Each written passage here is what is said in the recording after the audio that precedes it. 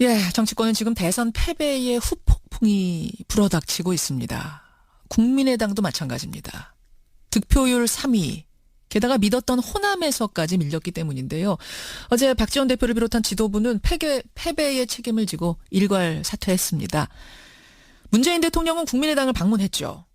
같은 뿌리다. 특별한 협력을 당부했습니다. 국민의당, 앞으로 어떻게 되는 걸까요? 또 협치에 대한 생각은 어떨까요? 이분 만나보죠. 이상돈 의원 연결이 돼 있습니다. 이상돈 의원님 안녕하세요. 네, 안녕하십니까. 당 네. 분위기 어떤가요, 지금? 조금 어수선하다고 봐야 되겠죠. 네, 어수선. 그렇습니다. 네. 그러니까 제가 앞에서도 말씀드렸습니다만 좀 희한한 것이 국민의당 지역구 의원 가운데 80%가 호남의 지역구를 두고 있고 자타공인 호남에서 가장 지지를 많이 받는 당이었는데 어떻게 호남에서도 득표율 2위, 그것도 문재인 대통령의 반토막밖에 못 나왔는가? 이거 어떻게 생각하세요? 그 여론조사 같은 데에서 충분히 이렇게 예고를 했다고 봅니다. 네, 그리고 저는 그 호남 유권자들이, 호남의 민심이 예. 뭐 서로 탄생한 정부에게 뭐 힘을 좀 주자. 그리고 혹시나 예. 구 여권이 재집권하는 경우를 원천 봉쇄하게 되겠다. 이런 좀 전략적인 선택 분위기가 있었다고 봅니다. 전략적 선택. 혹시라도 구 여권이 정권을 잡으면, 홍준표 후보가 쉬운 말로 되면 안 되니까 네, 좀 될 것 같은 사람한테 몰아주자는 분위기가 막판에 있었단 말씀이세요. 네, 그리고 이제 새 정권에 대해서 그래야만 이제 호남에서 정권에 말하자면은 정권 수립에 기여했다고 생각할 수가 있겠죠. 아하. 그러면은 국민의당에 대한 실망 혹은 안철수 후보에 대한 어떤 못 미치는 기대 쪽보다도 전략적 선택 쪽이 강했다. 네, 저는 그렇게 봅니다. 네. 그렇게. 그래서 여론조사도 20%씩 우리가 지고 그랬죠. 그러면 전국적으로 한번 생각해 보죠. 전국적으로 봤을 때도 양강구도에서 심지어는 문재인 후보를 이기기까지 했던 적이 있는데 그게 이제 훅 빠지면서 심지어 홍준표 후보한테까지 밀리는 3위가 됐습니다. 이거는 어떻게 분석하세요? 네, 그거는 저는 좀 예상했다고 봅니다. 그것도요? 예. 네, 왜냐 그러면 우리 당 의원들도 특히 좀 공통적인 문제가 예. 네, 영남 유권자들 보수 너무 모릅니다. 네. 몰라요. 네, 그렇습니다. 뭘 모르는 거예요? 영남 유권자들의 어떤, 성향이랄까, 생각, 이런 것을 잘 모르는 것이죠. 또 한국의 보수를 그렇게 예. 만만하게 보는 게 아닙니다. 네. 전략을 잘못 짰다고 보세요? 보수 공략. 전략을 잘못한 게 아니라, 예. 그런 구도적으로 그렇게 돼 있는 겁니다. 그 말씀은 홍준표 후보, 그러니까 자유한국당에서 마지막에 치고 나왔던 그 전략들, 선거 전략을 잘 모르고 프레임에 말렸다. 프레임보다도 제가 한국의 보수가 그렇게 무력하게 와야 되지 않는다는 얘기죠. 그 말씀을 하시는 거군요. 네. 그 말씀을. 네. 이상돈 의원은 보수를 잘 하시잖아요. 네, 그러니까 저는 그렇게 생각을 했는데, 우리 당에서 선거를 좀 이끌어갔던 사람들은 그 점에 대해서 잘 몰랐다고 봅니다. 영남과 보수도 몰랐고, 호남 민심도 잘 몰랐다고 봅니다. 그래서 여론조사는 20% 졌지만은 우리가 이긴다 이런 우스운 발언이 나온 거죠. 그게 끝까지 그런 생각 갖고 계셨던 거예요? 국민의당 지도부에서는? 끝까지? 그건 잘 모르겠어요. 뭐 진정인지 아니면 마지막까지 이렇게 바깥으로 표현만 그렇게 한 건지 그건 잘 모르겠습니다. 그렇게. 자, 이제 어쨌든 졌습니다. 국민의당 미래는 어떻게 되는 건가? 우선 안철수 전 대표는 어떻게 되는 건가? 제가 할 수 있는 모든 역할을 다 하겠습니다. 이게 이제 마지막 말이었는데 패배 후에 어떻게 될 거라고 보세요? 저는 근데 당분간은 큰 역할이 있을 것 같지가 않습니다. 네, 제가 보기엔 그렇습니다. 큰 역할이 있을 것 같지 않다. 당분간은 그럼 떠나 있고 그다음에 어떤 차기를 위한 발판 다시 다지는 겁니까? 어떻게 되는 겁니까? 그거는 본인이 알아서 하는 것이겠는데 과연 그렇게 되겠느냐 하는 것은 좀 객관적인 평가는 다르다고 봅니다. 조금 비관적으로 보시는 뉘앙스가 느껴지네요. 네, 그렇습니다. 네. 왜 그렇게 보세요? 왜? 이번 선거를 통해서 후보 본인의 역량이 부족하다는 것이 많이 좀 드러나지 않았습니까? 그리고 또 하나는 우리 국민의당의 당과 조직의 역량도 부족했고, 그래서 제가 보기에는 집권하는 데는 좀 부족했다고 봅니다. 저는 2012년 대선을 치러본 사는 아닙니까? 대통령 선거가 승리한다는 게 그게 보통 일이 아닙니다. 보통 일이 쉽게 되는 게 아닙니다. 근데 쭉 이렇게 보시니까 야 이거 조금 힘들겠다는 생각을 이 교수는 이 의원은 역량이 기본적으로 좀 부족했다고 생각하는 거죠. 후보 개인의 역량도 부족했다. 과연 차기라고 쉽겠는가 녹록하겠는가 이런 생각을 하시는 거예요? 네, 그렇죠. 그리고 당과 조직의 역량도 부족하고 이것이 뭐 단기간 내에 보완될 가능성도 그렇게 쉽지 않다고 봅니다. 네, 어렵다고 봅니다. 어렵다고까지? 지금 굉장히 당을 향해서 아주 따가운 쓴소리를 하고 계시는데 냉철한 평가를 하는 거죠. 냉철한 평가. 그래서 그런가 지금 당에서 이 국민의당을 두고 어떤 얘기가 나오냐면 이미 민주당으로의 이동을 노크하는 사람들이 있다. 지방선거 내년 앞두고 당이 흡수 통합될지도 모른다. 이른바 합당될지도 모른다라는 얘기가 나옵니다.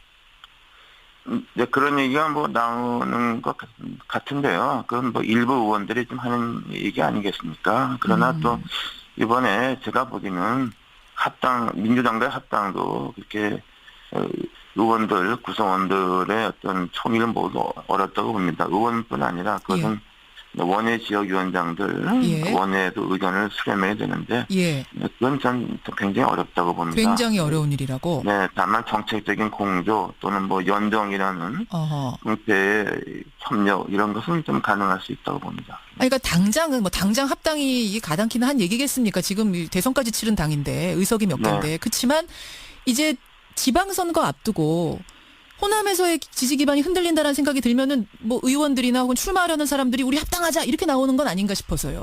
근데 호남에서는 어차피 민주당과 우리 국민의당 후보가 또 다들 경쟁하지 않겠습니까? 예. 네, 그러니까 뭐 지방선거를 통해서 한번 또 민심의 심판을 받아야 한답니다. 그래서 그 후에 지방선거에서 뭐 이번 같은 결론이 나온다 그러면은 그건 다른 문제지만은 그렇지 않다고 봅니다. 아하, 그렇게까지는 안 보신다. 지방선거에서 다시 한번 심판을 좀 제대로 받아봐야 된다 이 말씀. 네, 그렇습니다. 연정 얘기하셨어요. 연정. 사실은 이제 문재인 대통령도 대통합을 위한 당을 뛰어넘는 인사를 하겠다 이런 얘기를 했습니다. 당적을 뛰어넘는 인사. 그러면 국민의당 인사가 장관으로 내각에 참여하는 형태의 연정 이거 맞다고 보세요? 뭐 그런 일이 뭐 있을 수 있다고 봅니다. 그럼 물론 이것은 문재인 대통령의 의중도 중요하고 또 민주당의 어떤 지도부의 생각이 무엇보다 중요하겠죠. 그리고 또 우리 당의 어떤 의사 결정이 있어야 된다고 봅니다. 국회의원 개개인이 어떤 강요 제의가 와서 당직을 버리고 가는 게 별개 문제죠. 그럼 어떤 형태의 연정이 가능하다고 보세요? 당 차원에서 무슨 좀 협의가 있을 수 있겠죠. 연정하게 되면은 이제 정책적 협의 같으면은 건건이 뭐든 동의해야 되지만은 연정하게 되면은 그야말로 정책 방향, 인사 문제랄까 모든 정책 방향에 대해서 공조해야 되겠죠.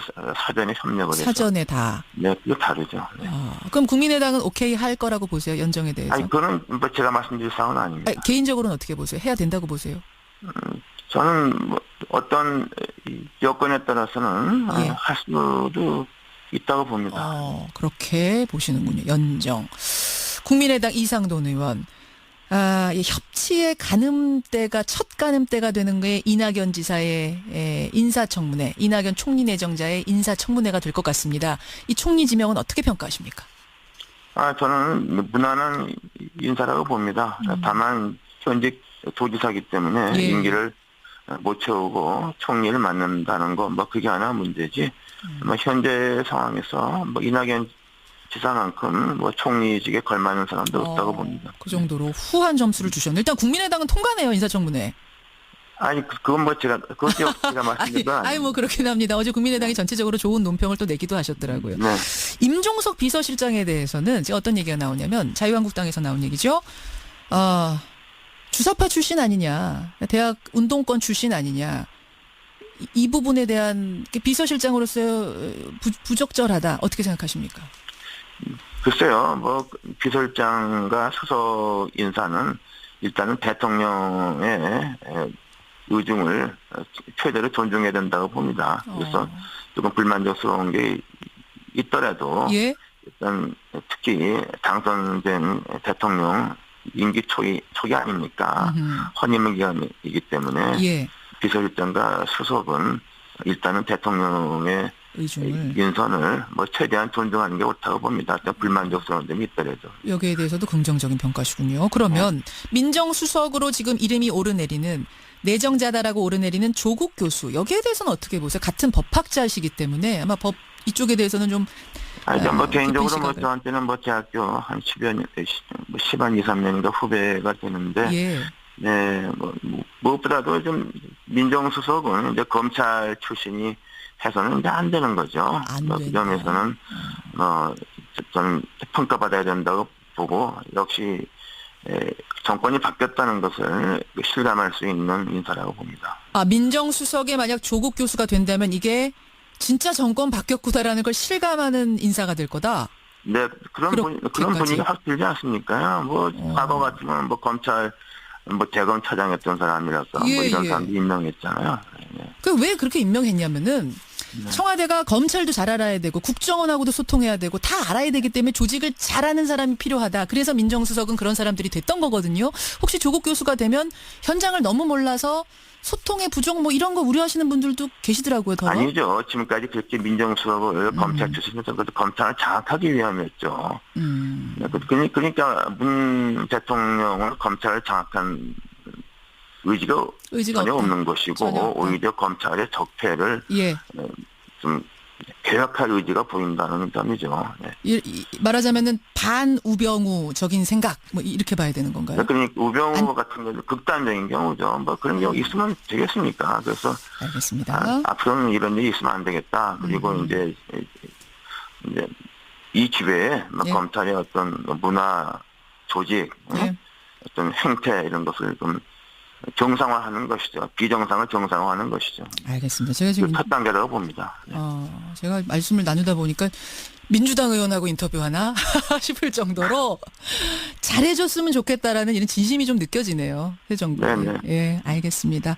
국민의당도 얼른 상처를 치유하고 야당으로서 역할을 잘해주시기를 기대하면서 이상돈 의원님 고맙습니다. 네, 감사합니다. 예, 국민의당 이상돈 의원이었습니다. 예, 정치권은 지금 만만하게 보는 게 아닙니다. 네. 전략을 잘못 짰다고 보세요. 보수 공략. 전략을 잘못한 게 아니라 예, 예. 그런 구도적으로 그렇게 돼 있는 겁니다. 그 말씀은 홍준표 후보가 자유한국당에서 마지막에 치고 나왔던 그 전략들, 선거 전략을 잘 모르고 프레임에 말렸다. 프레임보다도 제가 한국의 보수가 그렇게 무력하게 와야 되지 않는다는 얘기죠. 그 말씀을 하시는 거군요. 네. 그 말씀을. 네.